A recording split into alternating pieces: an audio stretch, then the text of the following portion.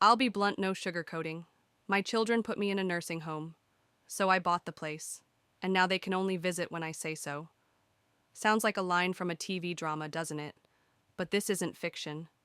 This is my real story. Me, a 75-year-old woman who once thought her best years were behind her, who believed she had no choice but to rely entirely on her children for whatever time she had left, until everything turned upside down.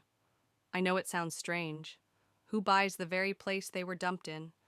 But if you've ever felt pushed aside, treated like an object with no value left, you'd understand exactly why I did it.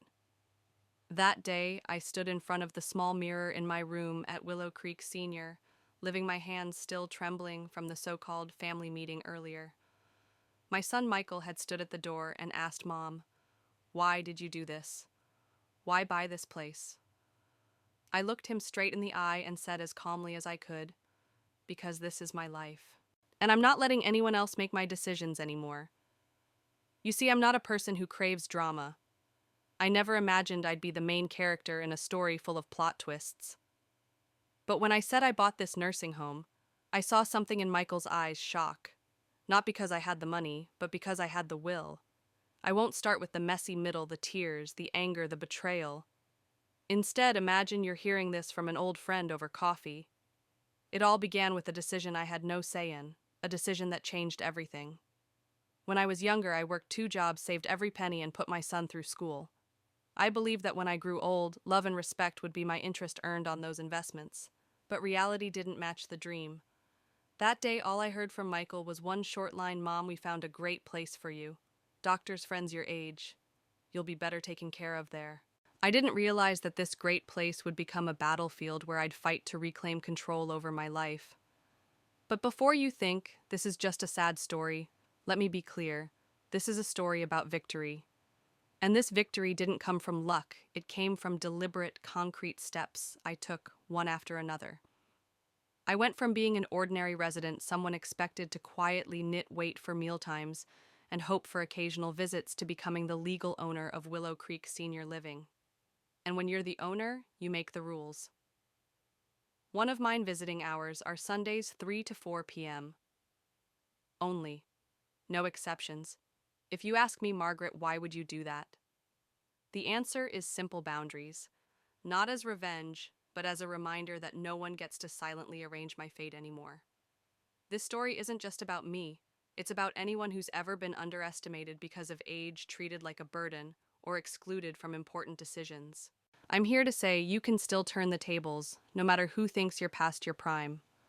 I know you're curious. Where did I get the money? How does a 75-year-old woman negotiate to buy a whole facility? And what happened when my children found out? Don't worry, I'll tell you everything. But I want you to remember this from the very start. I am not the victim in this story. I'm the author. And when you're the author, you can change the ending. So if you're ready, sit tight.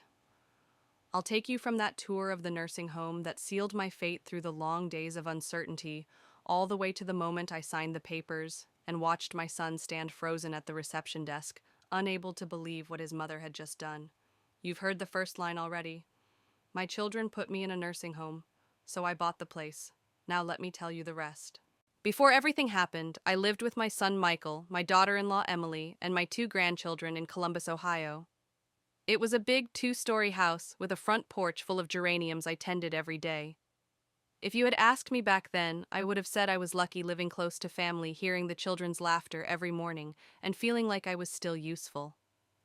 My days usually began at 5 a.m.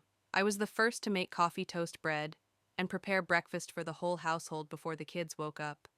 Once everyone left for the day, I cleaned, did the laundry, and in the afternoon went to pick up my grandkids from school. In the evenings, I cooked dinner for 6 people, sometimes adding Michael's favorite dessert, apple pie. I also contributed to household expenses. Not a huge amount, but enough to make me feel I wasn't entirely dependent on them.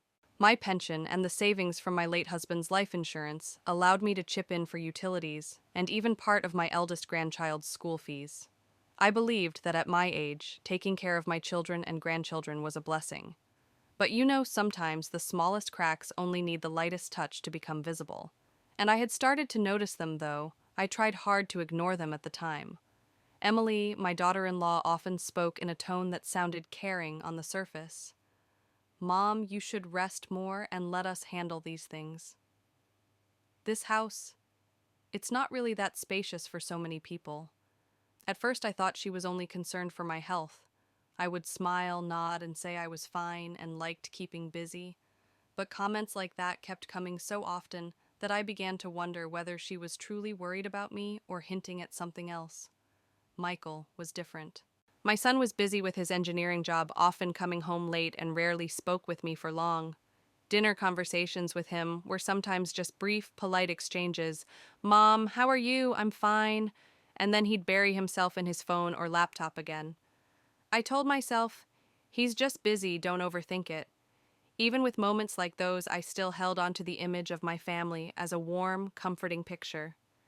Every Sunday evening we had dinner together, the kids would share stories from school, and Michael and Emily would talk about vacation plans or things they wanted to buy. I'd listen occasionally, adding a suggestion or two. I believed that as long as I kept helping, kept contributing, I would remain an important part of this family. I was proud of that, but deep down there was this vague feeling as if I were standing at the edge of a slope, and each step was bringing me closer to the drop. I didn't know when I might slip, but I knew that day would come. Looking back now, I realized that the home I thought I had was more fragile than I ever imagined. I wanted to believe the best to believe they only cared for me to believe things would always stay the same. But the truth is, it would take just one decision from them, and I would see that all that warmth was only on the surface. It was a Thursday afternoon, springtime, yet the wind still carried a chill. Michael walked into the kitchen while I was making chicken soup. He stood there for a few seconds, hands in his pockets, before saying something that made me pause mid-stir. "Mom, we've found a wonderful place for you to live. There are doctors, people your age, and you'll be well taken care of." I set the spoon down and turned to look at him. "I never asked for anything like that. I'm fine right here." Michael gave a small, soothing smile, the kind meant to quiet any objection, but didn't wait for my response. "I just want you to be more comfortable. There, you won't have to worry about housework or taking care of the kids. Everything will be taken care of for you." I wanted to protest more firmly, but Emily's words floated into my mind. "This house is too crowded for so many people," so instead I simply said, "I'll think about it." A week later, Michael told me, "Mom today will take you to see the place."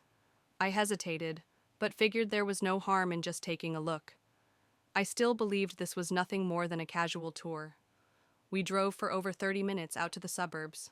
When we arrived, I saw a red brick building with a sign that read, "Willow Creek Senior Living." The grounds were lush and green with stone benches and a small fountain in the center courtyard. From the outside, it didn't look bad.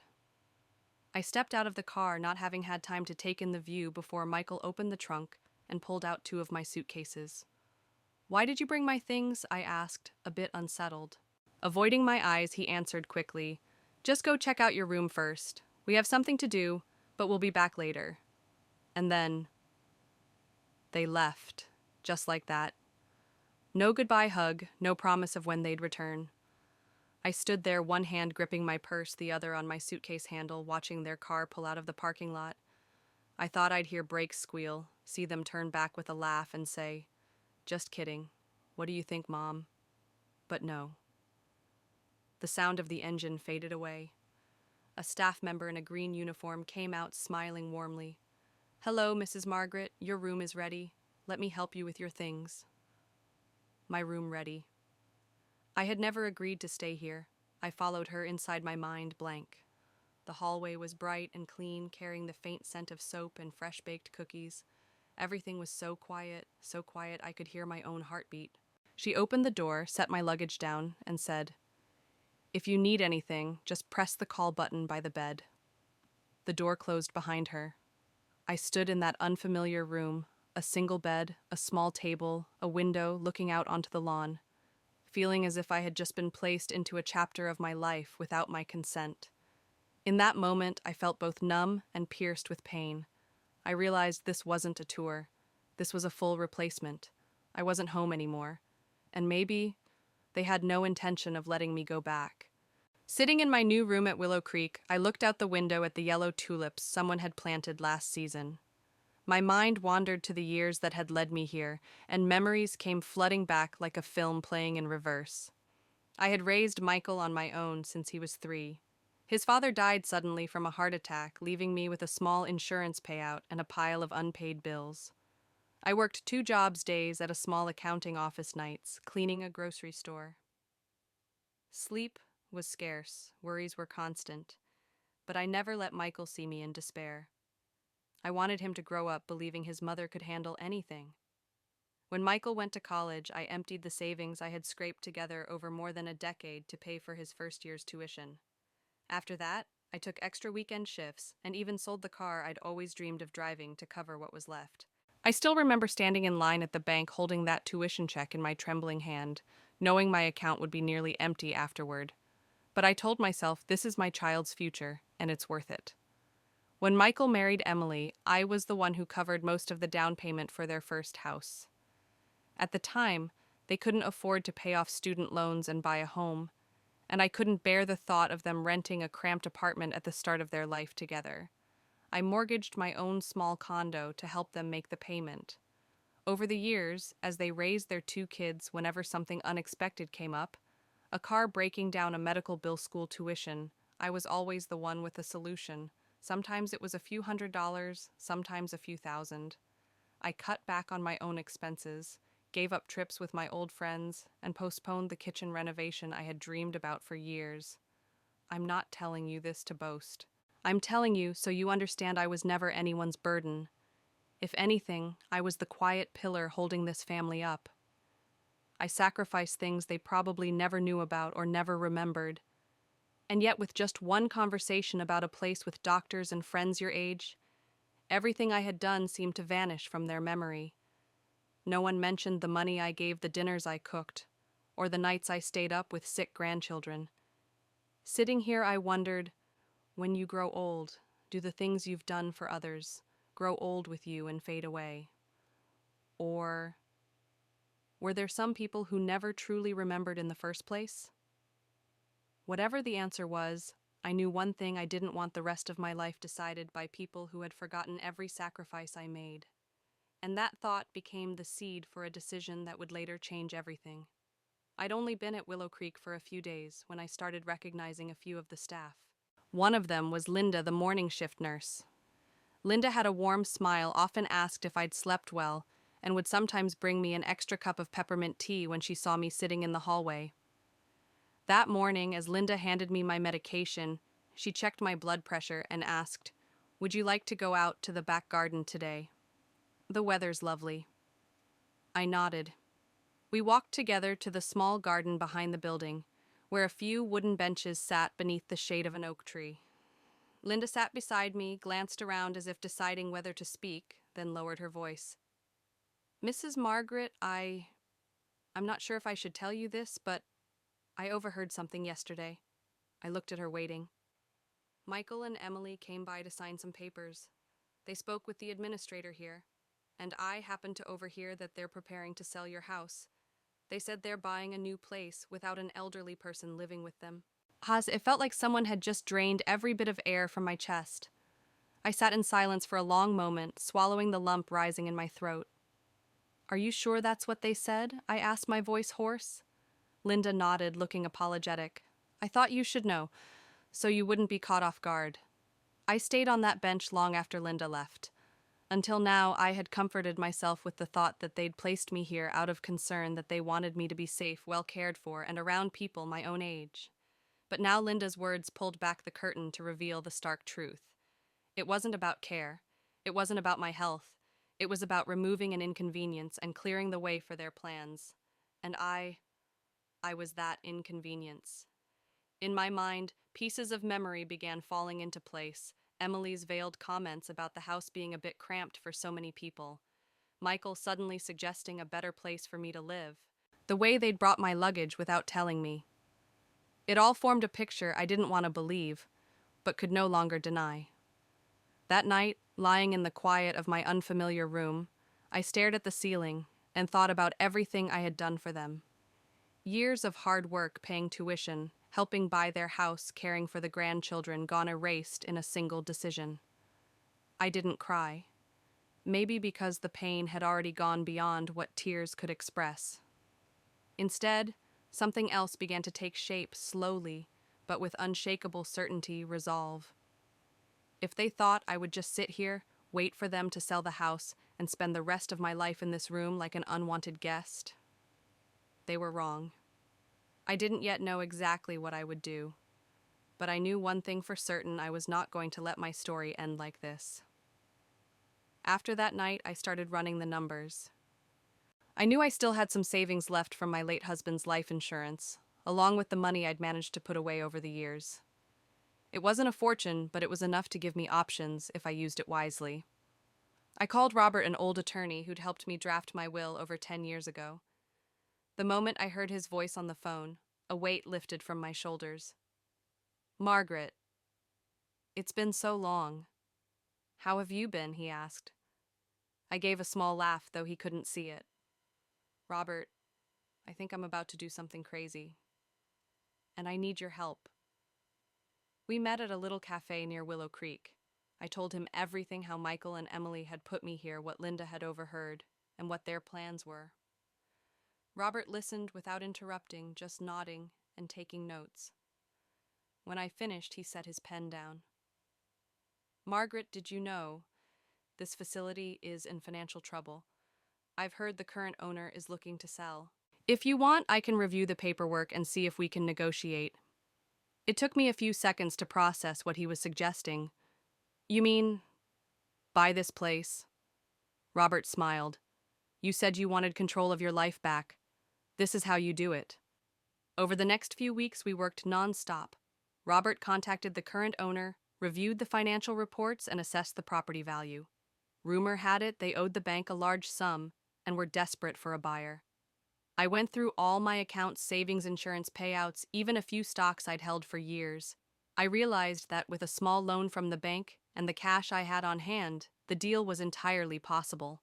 At first, the owners seemed skeptical. A 75-year-old woman buying a senior living facility. But when Robert presented the financial plan, along with the fact that I'd be paying most of it in cash, they began to change their tone. A few months later, we signed the contract. I remember the feeling as my pen touched the final line, a mix of excitement, relief, and victory. I held the new business license in my hands, my name printed clearly: owner Margaret L. Henderson. I didn't tell Michael or Emily, not yet. On my first day as owner, I gathered the entire staff. I told them I wasn't here to change everything overnight, but to improve what needed improving. We're keeping the dedicated staff, upgrading the meals, and adding more activities for residents. This isn't just a place to live, it's a place to enjoy our later years. I hired a new chef to bring in fresher, better menus. I brought in community volunteers to run art classes, gentle yoga, and even Friday night dances. Each small change was like laying down a brick, rebuilding not just the facility, but my own life. And I knew it was only a matter of time before Michael and Emily realized the person they'd once put here as a burden was now the one in charge. That Wednesday afternoon, I was in my new office, formerly the manager's room, when the intercom rang. "Mrs. Margaret, there's a couple here to see you, but they're not on the schedule." "What should we do?" the receptionist asked. I didn't need a name to know it was Michael and Emily. I took a deep breath and replied, "Thank you. Please explain the new rules to them." The rule I had implemented the moment I officially became the owner: visiting hours were on Sundays from 3 to 4 p.m. Only. No exceptions. From my office window, I could see Michael and Emily standing at the reception desk, their faces shifting from confusion to irritation. The new receptionist, a young woman named Sarah, patiently explained that they'd have to return during scheduled hours. Emily folded her arms, shaking her head repeatedly, while Michael frowned. Minutes later, Michael knocked on my door but didn't wait for an invitation before walking in. "Mom, what is this about?" His voice was sharp. I looked him straight in the eyes and kept my tone steady. "This is my business, and here the rules apply to everyone, including you." Michael's eyes widened as if he'd never heard me speak so firmly. "Your business." "What do you mean?" I smiled and slid a folder across the desk. On the cover was my business license, my name clearly printed. I bought Willow Creek. I'm the owner now. Emily, standing behind him, couldn't hide her shock. You bought this place, but... Why, leaning back in my chair, I spoke slowly but firmly. Because I will never again let anyone else decide my life for me. You put me here without asking, and you plan to sell the house and leave me behind. From now on, things will go my way. No shaky voice, no hesitation, only strength in every word. This wasn't just an answer, it was a declaration of boundaries. Michael started to speak, then fell silent. I knew this might be the first time he realized his mother was no longer someone who could be quietly pushed aside. If you want to visit me, I continued, follow the visiting hours like everyone else. 1 hour on Sundays, otherwise the door stays closed. I didn't need to raise my voice, but I knew they understood control was no longer theirs. When they left, I stood by the window watching them walk quickly to their car. What I felt wasn't vengeance, it was peace. For the first time in a long while, I had protected myself without fear. After Michael and Emily left Willow Creek looking stunned, I returned to my office and looked around. This room, this building, this entire little community, it was all under my care now, and I wasn't going to let it be just another dreary nursing home. I started small. I upgraded the menu so no one had to suffer through the cold, bland trays I'd been served my first week. I hired a talented chef from a nearby town who once worked at a well-known Italian restaurant. Now the smell of fresh-baked bread drifted through the halls every day. Next, I created activities I actually wanted to join. I invited a local painter to hold Tuesday morning landscape classes. No one thought they could paint a bouquet that looked real, but the smiles when they finished their work said it all. Every Friday night we had a small dance in the main hall. I brought in a jazz band to play classics from the 60s and 70s. Old shoes glided across the floor, laughter echoed off the walls, and the air felt alive again. I also planned monthly themed parties, Hawaii night with leis and pineapple drinks, Hollywood classics with a movie on the big screen, and fresh popcorn. Most importantly, I made real friends, not just polite acquaintances. There was Mary, a retired elementary school teacher who always carried a little notebook of jokes. Mr. James, a former Navy man whose stories of the sea made you feel the ocean was right outside. And Clara, who had baked wedding cakes for the entire town for 40 years. We ate together, did light exercise in the mornings, and talked for hours without anyone interrupting or making us feel unwelcome. I developed a new routine. Mornings were for walks around the grounds, checking the geraniums in the greenhouse. Daytimes were for staff meetings and activity planning. Afternoons for art class or card games. Evenings I read or watched movies with friends. It was a complete shift from my old life living in my son's house, working endlessly, yet feeling like an unwelcome guest. Now I didn't depend on anyone's pity or permission. I decided my own meals, my own schedule, and my own company. And that freedom was worth more than any apology or gift. If someone asked me now whether I regretted it, my answer would be simple: no, not at all. Because I hadn't just bought a building. I'd bought back my life. One Sunday afternoon, as the clock in the lounge struck 3, I saw Michael walk into Willow Creek. This time he came alone. No Emily, no rush, no irritation. Just a tall figure whose shoulders seemed to slope a little lower than before. I was sitting at a table near the window sorting through photos we'd taken of residents at the recent monthly party. Michael came closer and stopped in front of me. "Mom," he began, his voice softer than I remembered. "I'm sorry." I looked up and set the photo down. "Sorry for what, Michael?" I asked, keeping my tone even. He took a deep breath. "I didn't realize how much I hurt you. I thought I was doing something good for you, but now I see I was wrong." I stayed quiet for a few seconds, letting his words settle in the air. Part of me wanted to believe him immediately, to pull him into a hug like when he was a boy. But another part, the part that had learned to protect itself, knew an apology was only the first step. Looking him in the eye, I said slowly, "I won't let anyone put me in that position again, Michael. Not you, not anyone. If you want me in your life, you have to learn to respect that boundary." He lowered his head and gave a slight nod. "I understand, and I'll try." We sat for a while longer, talking about little things, how the kids were doing in school, how cold the winter had been. The tension wasn't as sharp as before, but it wasn't quite like old times either. I knew that to mend things would take more than one conversation and one apology. When the clock struck 4, Michael stood up. "Thank you for letting me come today." I gave him a small smile. "Sunday visiting hours will always be here. If you want, come back next week." He nodded and walked away. I watched him go, feeling no sense of loss or anger, just a quiet peace. I had made my boundaries clear, and whether Michael changed or not, I would be fine. When the door closed behind him, I turned back to the table and continued sorting the photos. The afternoon sun streamed into the room, casting light across my face in the glass nearby. I saw a 75-year-old woman, not a victim, but the author of her own story. I sat in front of the camera, the afternoon light spilling gently into the room, casting a soft glow on the framed photos lining the wall, pictures of Willow Creek residents dancing, laughing, and truly enjoying life. I took a deep breath, then looked straight into the lens. I used to think getting old meant becoming dependent, that once your health started to fade, you had to live by other people's decisions even when those people were your own family. But I've learned, if you have enough determination, you can rewrite your own story. I paused, letting the words sink in. They put me in a nursing home without asking me. I was hurt. I was angry. But I didn't let that be the end. I bought the place, turned it into a warm, thriving community, and set new visiting hours. Because I wanted to remind everyone and remind myself that the right to control our lives belongs to us, no matter our age. I thought back to those first days here when everything felt strange and I felt abandoned.